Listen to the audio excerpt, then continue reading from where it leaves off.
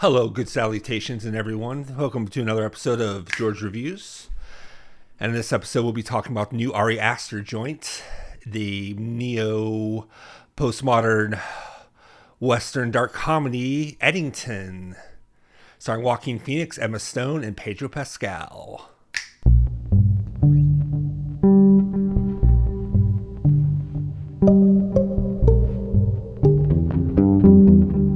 Eddington was a film I heard murmurings about when Beau was Afraid was first coming out. He was reuniting again with Joaquin Phoenix, and it was going to have Pedro Pascal, Emma Stone, amongst others. So I was generally pretty excited because that's a really stacked cast, and Air Aster for me is 2 out of 3. I love Beau was Afraid. It's probably my favorite Air Aster film. I also love Midsummer. Hereditary was not really working for me throughout. I really loved the first half.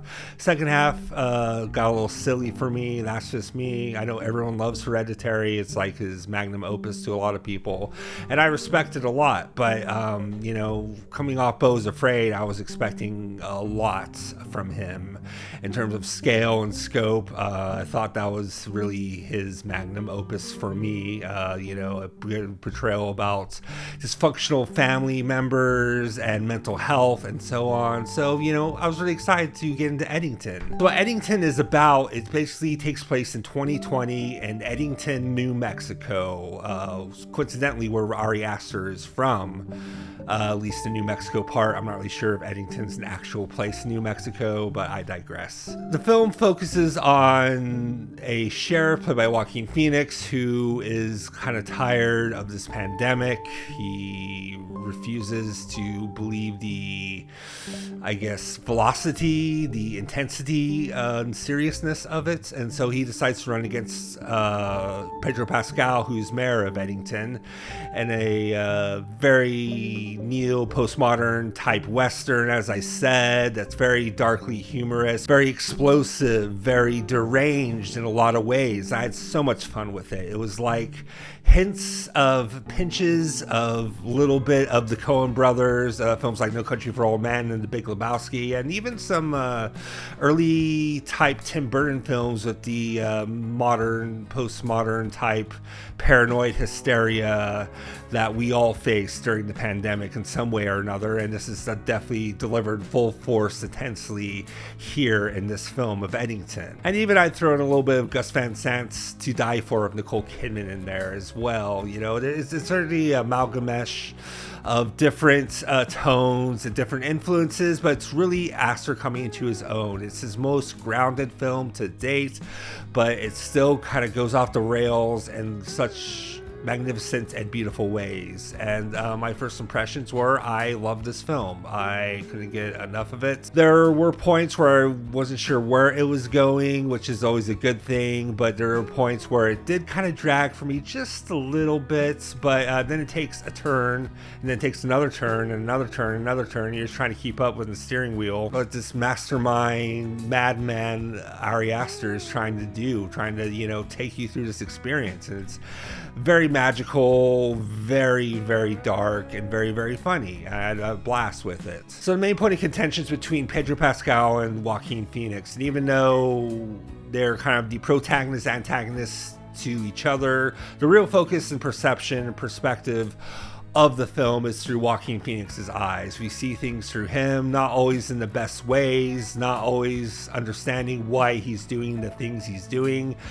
But Joaquin really brings a very intensity to this role, as always. He brings an earnestness to the role. He brings a very honesty to it and goes full on deranged in a lot of ways, but you're still really wanting to pick this guy's brain throughout all of it. He's a very despicable, very flawed character, but we get a lot from him in this film, and he very much carries the film's weight on his shoulders throughout the story, and I really enjoyed it. I really don't agree politically with the character Joe, which is the character Joaquin Phoenix plays. I don't really agree with his politics or his methods or anything. I was along for the ride, and there are hints of corruption through both Pedro Pascal and Joaquin Phoenix throughout. corruption, as is a common thing in politics and law enforcement, and it goes full force with real life events that have happened in the year of 2020 as the backdrop to this really thrilling, really messed up, fucked up, mesmerizing ride of a cinematic experience of a film. It was just beautiful. I loved every moment of it. And this shouldn't come as a surprise for fans of Aster, because he, you know, whether you love the direction or don't like the direction, I know a lot of people were kind of in the middle with Beau is Afraid. They really loved the first like 30 minutes of it, and then they kind of, I won't say turn on the film, but they definitely have issues with the rest of it. And I really loved Beau is Afraid from beginning to end as it went along. I loved every single moment of it. And, you know, to me, it was a masterful work of mental health, of showing, you know, someone with a crippling, you know, mental disease, and, you know, is very surreal and very metaphorical and very, you know, mythical in a lot of ways. And I just love that film so much. And Eddington is one I cannot stop thinking about, cannot stop obsessing about, cannot stop wanting to see it again and again and again. I really hope this film does well, because I think everyone needs to see this film pronto. You know, I know Superman is out now, and that's like the big film of the summer, and hey, I like Superman. I'll definitely have a review for that at some point. But Eddington, I think, deserves your full attention and your full, you know, whether it's patience or undivided, intriguing captivity of your attention span. It is very, very, very well done, very well made, very well acted. Performances here are just perfect. As I said, Joaquin Phoenix, he definitely carries the film.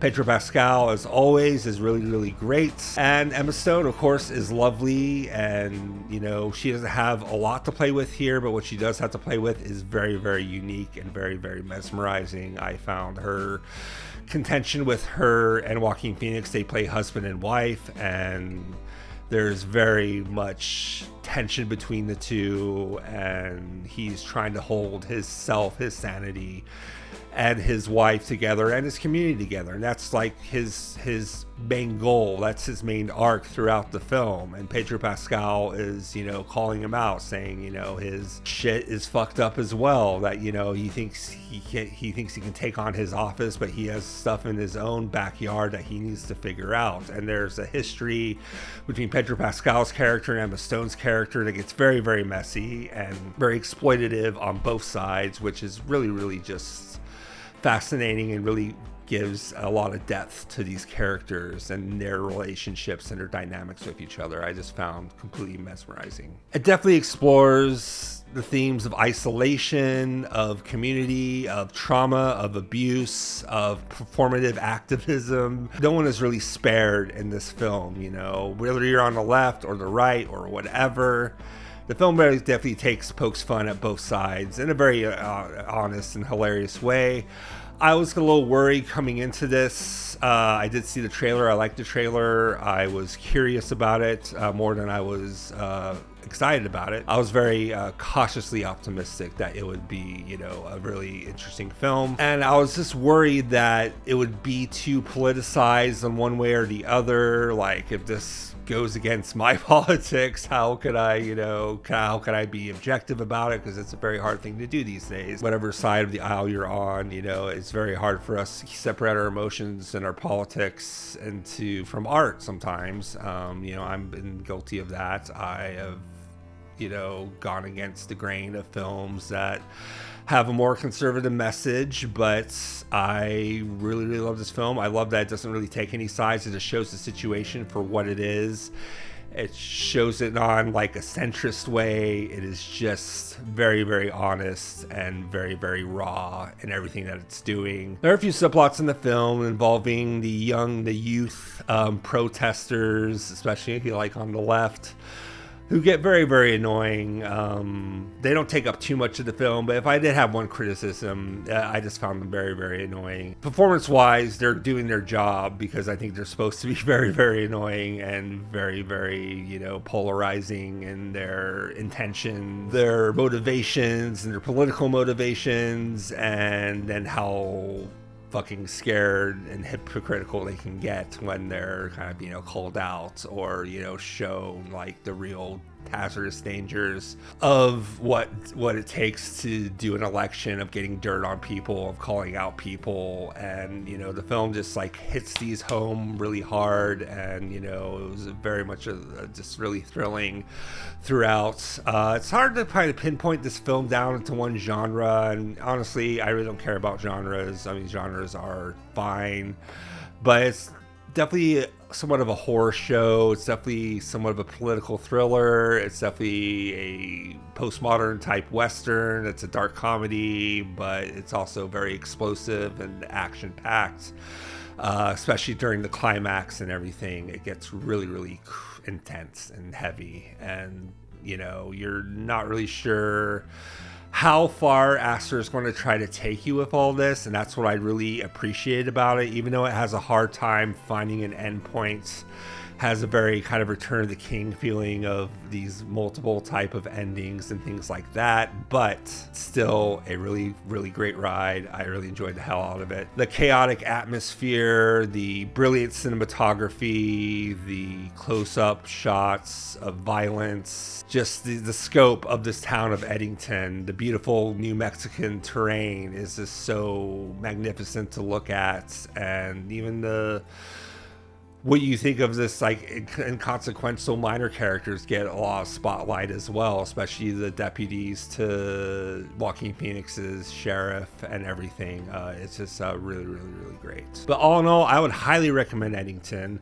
I think, you know, it's definitely going to polarize a lot of people. A lot of people probably won't like it. Some will love it, some will hate it, some will take offense to it. Early reviews from the Cannes Film Festival, you know, called it kind of a centrist nightmare. I don't really agree with that. I really feel like it showed both sides of the political aisle in a very honest and unique way. It just shows it for what it is, of what these people's motivations are. And sometimes they're just, and sometimes they are really just for political gain, and some are just to have a personal gain on people too, which I found very real and relatable as well. It's very, very thrilling. I feel like I keep saying that word over and over again, but it was very, very thrilling. It was very, very exciting. I had such a great time with it. That's why I'm going to rate Eddington 4.5 stars. Not a perfect film, but what film is. But very, very funny, very, very true, very unique and intense. And it's just all the things wrapped into one, but still cohesive enough to tell a narrative story, which I really, really appreciated. But that's going to be my review for Eddington. Now, what did you think of Eddington? If you had a chance to see it yet, well, don't you just tell me there in the comments down below, don't you know? Please remember to like and subscribe if you'd be so kind. My name is George Ray. Thank you so much for checking out this review. I know it's been a long, long time since I put out a video, but I'm coming back. I'm getting back at it. I'm climbing on that hill once again. So please like, subscribe if you'd be so kind. Please remember to keep calm, keep cool, keep chill. Embrace great cinema. Embrace Eddington. You will not regret it. I'll catch you on the next video. Until then, peace out.